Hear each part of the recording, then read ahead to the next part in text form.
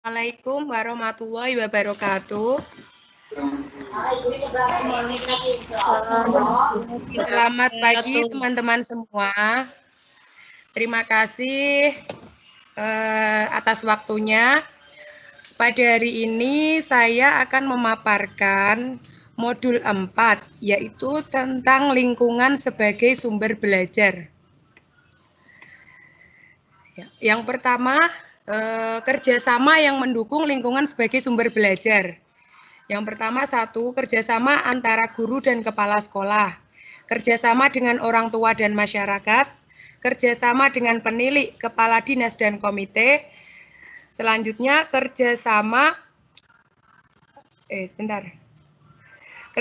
sekolah diarahkan untuk membangun pusat sumber belajar.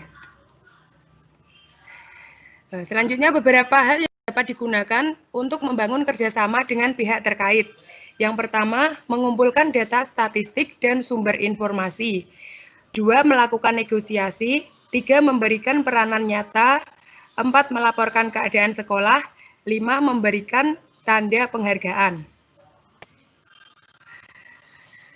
Cara memanfaatkan rekan sejawat. Yang pertama, memanfaatkan rekan sejawat satu sekolah. Itu dengan cara satu, kemukakan masalah yang dihadapi. Kedua, menentukan alternatif pemecahan masalah berupa bisa membahas bersama materi tersebut, bisa juga meminjam buku sumber, bahan, dan alat peraga. Yang selanjutnya bisa dengan bergantian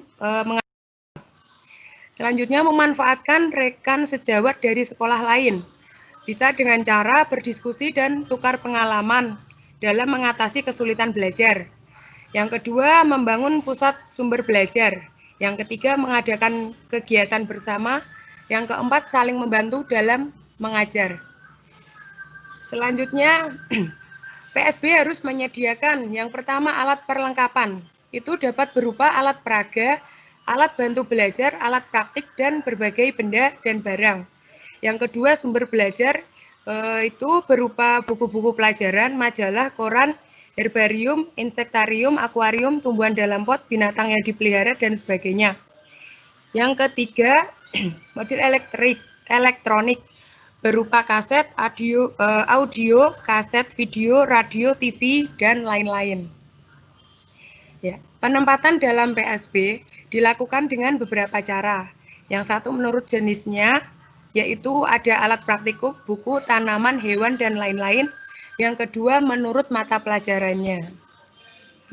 Selanjutnya ini contoh dalam pemanfaatan PSB LKM diarahkan untuk kegiatan berikut.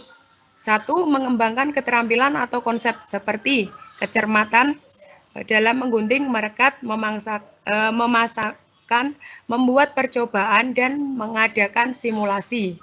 Penerapan konsep, yaitu dengan cara memasukkan, mengurutkan, mengumpulkan, memisahkan, mendaftar, mengelompokkan, memasangkan, menuliskan, dan lain-lain. Yang kedua, menempatkan semua lembar kerja, permainan diagram, hasil praktikum, laporan, dan hasil karya siswa lainnya. Yang ketiga, mengembangkan beberapa bentuk penyimpanan. Selanjutnya, sumber belajar.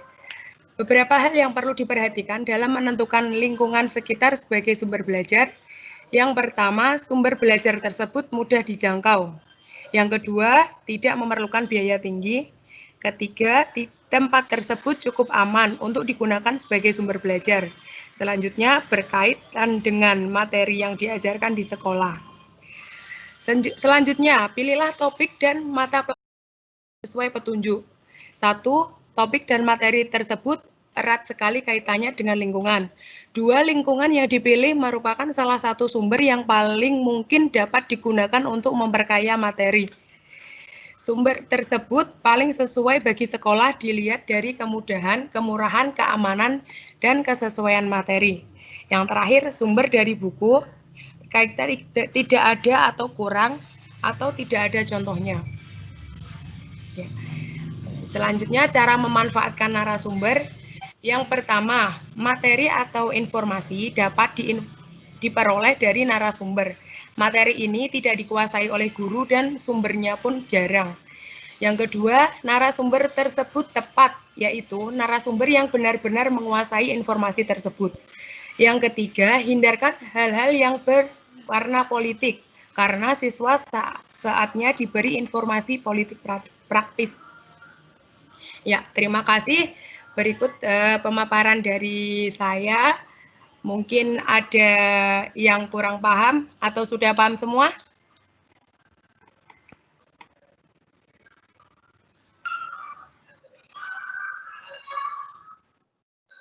Halo? Sudah. Ya, sudah paham semua ya. Terima kasih teman-teman atas waktunya.